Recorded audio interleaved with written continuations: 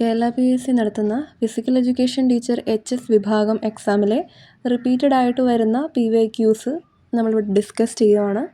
അപ്പോൾ ഇത് ഒരു ക്വസ്റ്റ്യൻ പേപ്പറിൽ നിന്നിട്ടുള്ള 2 ക്വസ്റ്റ്യൻസ് ആണിത്.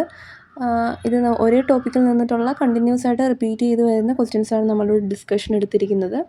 അപ്പോൾ നമുക്ക് ക്വസ്റ്റ്യൻസിലേക്ക് കടക്കാം. ചെന്നൈയിൽ YMCA college of physical education സ്ഥാപിച്ചത് HC ബക്കാണ്. അതുപോലെ തന്നെ ഇന്ത്യയിലെ ഏറ്റവും പഴക്കം ചെന്ന physical education college YMCA college of physical എഡ്യൂക്കേഷനാണ്.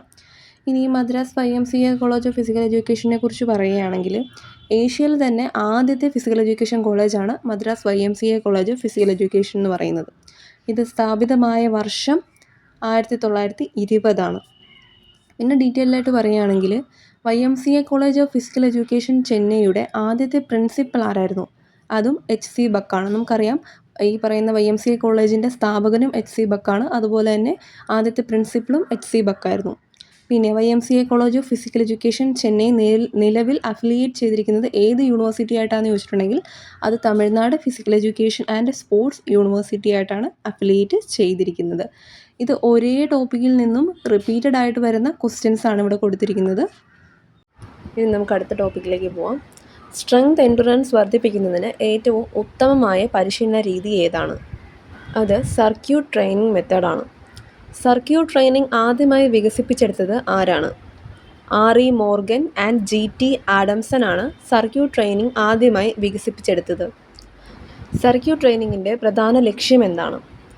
ഒരേ സമയം പേശീബലം അതായത് മസ്കുലർ സ്ട്രെങ്തും സഹിഷ്ണുത അതായത് എൻഡ്രൻസ്, ഹൃദയപേശികളുടെ ആരോഗ്യം അതാണ് കാർഡിയോ വാസ്കുലർ ഫിറ്റ്നസ് എന്നിവ വർദ്ധിപ്പിക്കുക എന്നതാണ് സർക്യൂട്ട് ട്രെയിനിങ്ങിൻ്റെ പ്രധാന ലക്ഷ്യമെന്ന് പറയുന്നത്. നെക്സ്റ്റ് ക്വസ്റ്റ്യൻ, സ്വീഡിഷ് പ്ലേ അല്ലെങ്കിൽ സ്പീഡ് പ്ലേ എന്നറിയപ്പെടുന്ന ട്രെയിനിങ് രീതി ഏതാണ്? റിപ്പീറ്റഡ് ആയിട്ട് വരുന്ന ക്വസ്റ്റ്യൻ ആണിത്. സ്വീഡിഷ് പ്ലേ അല്ലെങ്കിൽ സ്പീഡ് പ്ലേ എന്നറിയപ്പെടുന്ന ട്രെയിനിങ് രീതിയാണ് ഫാർട്ട്ലെഗ് മെത്തേഡ് അഥവാ ഫാർട്ട്ലെഗ് രീതി എന്ന് പറയുന്നത്.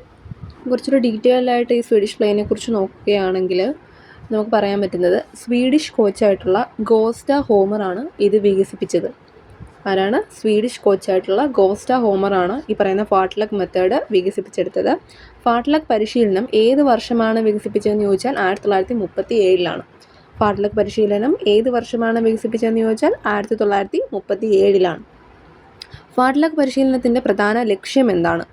ഹൃദയപേശികളുടെ ശേഷി വർദ്ധിപ്പിക്കുക അതായത് കാർഡിയോ വാസ്കുലർ എൻഡുറൻസ് ഇൻക്രീസ് ചെയ്യുക എന്നുള്ളതാണ് ഫാർട്ട്ലെഗ് മെത്തേഡിൻ്റെ പ്രധാന ലക്ഷ്യം എന്ന് പറയുന്നത്.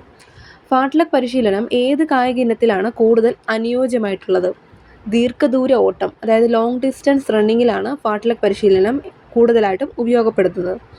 ഫാർട്ട്ലെഗ് പരിശീലനത്തിൽ ഉൾപ്പെടാത്ത ഘടകം ഏതാണ്? വളരെ ഇമ്പോർട്ടൻ്റ് ആയിട്ടുള്ള പോയിൻ്റാണ്. ഫാർട്ട്ലെഗ് പരിശീലനത്തിൽ ഉൾപ്പെടാത്ത ഘടകം അത് കോൺസ്റ്റൻറ്റ് സ്പീഡാണ് അഥവാ സ്ഥിരമായ വേഗതയാണ് ഫാർട്ട്ലെഗ് പരിശീലനത്തിൽ ഉൾപ്പെടാത്ത ഘടകം എന്ന് പറയുന്നത്. ഇനി ഇതിന് പ്രത്യേക ട്രാക്കോ ഉപകരണങ്ങളോ ഒന്നും തന്നെ ആവശ്യമില്ല. നമ്മൾ ഫാർട്ട്ലെഗ് മെത്തേഡ് അഥവാ സ്വീഡിഷ് പ്ലേ അല്ലെങ്കിൽ സ്പീഡ് പ്ലേ എന്നൊക്കെ അറിയപ്പെടുന്ന ട്രെയിനിങ് മെത്തേഡിൽ ഒരു പ്രത്യേക ട്രാക്കോ ഉപകരണങ്ങളോ ഒന്നും തന്നെ ആവശ്യമില്ല. നെക്സ്റ്റ് ക്വസ്റ്റ്യൻ, ഇൻ്റർവെൽ ട്രെയിനിങ് രീതി പ്രധാനമായും ഏത് കായികക്ഷമതയാണ് വർദ്ധിപ്പിക്കുന്നത്? ഉത്തരം അനഎറോബിക് കപ്പാസിറ്റി. ഡീറ്റെയിൽ ആയിട്ട് നോക്കാം നമുക്ക്. ഉയർന്ന തീവ്രതയുള്ള വ്യായാമങ്ങളും വിശ്രമവും ഇടകലർത്തി ചെയ്യുന്ന ഈ പരിശീലന രീതി ശാരീരിക ക്ഷമത മെച്ചപ്പെടുത്താൻ നമ്മളെ സഹായിക്കുന്നു. ഇൻ്റർവെൽ ട്രെയിനിങ് രീതിയുടെ ഉപജ്ഞാതാവ് ആരാണ്? ഉത്തരം വോൾഡമർ ഗർഷ്ലർ.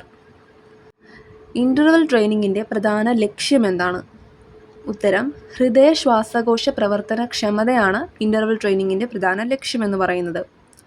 ഇൻ്റർവെൽ ട്രെയിനിങ് ശരീരത്തിൽ ഏത് മാറ്റമാണ് ഉണ്ടാക്കുന്നത്? മെറ്റബോളിക് നിരക്ക് വർദ്ധിപ്പിക്കുകയാണ് ചെയ്യുന്നത്.